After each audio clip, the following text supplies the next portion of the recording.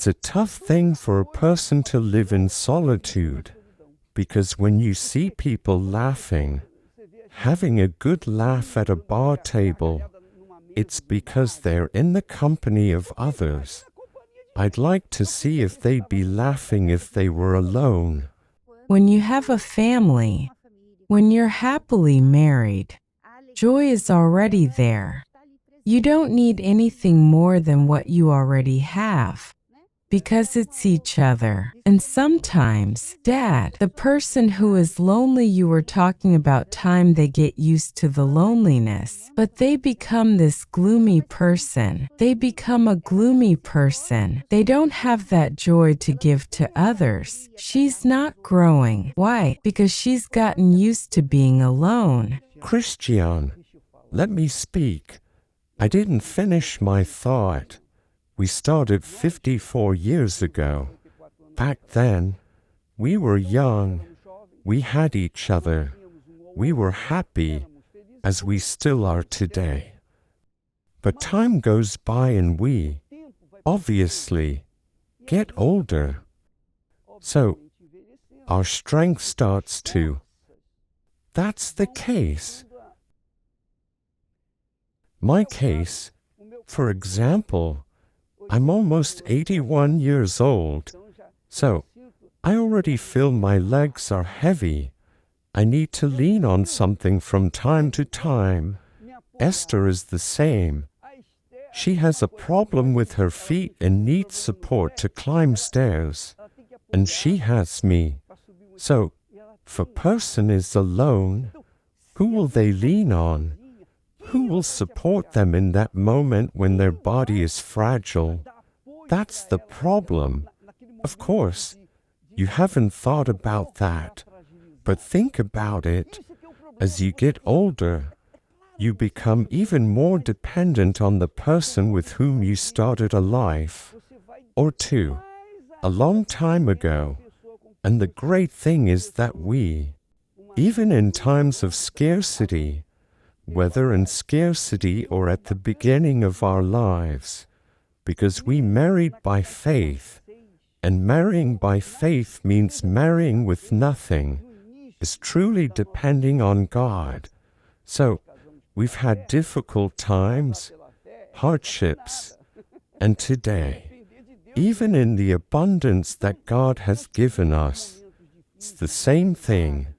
That is, in abundance or scarcity, we have the same joy, because joy isn't in the quantity or quality of things and people, but in that union, in that marriage, and that honors God. Notice that in Psalm 128, God speaks about us through the psalmist, saying, "Blessed is the man who fears the Lord.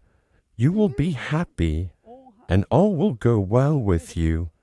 Your wife, that is, your companion or your husband, will be like a fruitful vine around your house, and your children like olive shoots." That is to say, all joy, all pleasure, all abundance. Open the window. Pick a grape. Peace. Peace. That's it. That's it. The kitchen window, the bathroom window, the bedroom window. You reach out and pick a bunch of grapes. That's what God wants. He wants the best for you. Now, in order for you to find the right person, to get someone who suits you, because even you don't know what's best for you, you first have to have a covenant with God, a marriage with God. I'm going to say something powerful. You're about to see something powerful.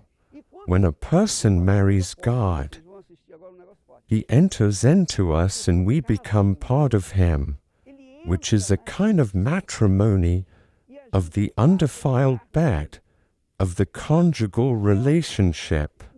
A man enters into a woman. That is the covenant. Marriage, matrimony. begins there. The marriage that God values begins in bed, on the honeymoon. When that happens, when there is respect, love, and fear of God,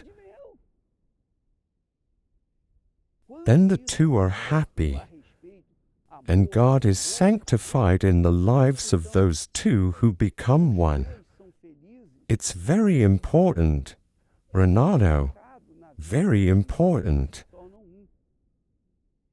I consider this Thursday meeting, which deals with the family, to be the most important in the church because it builds up the family.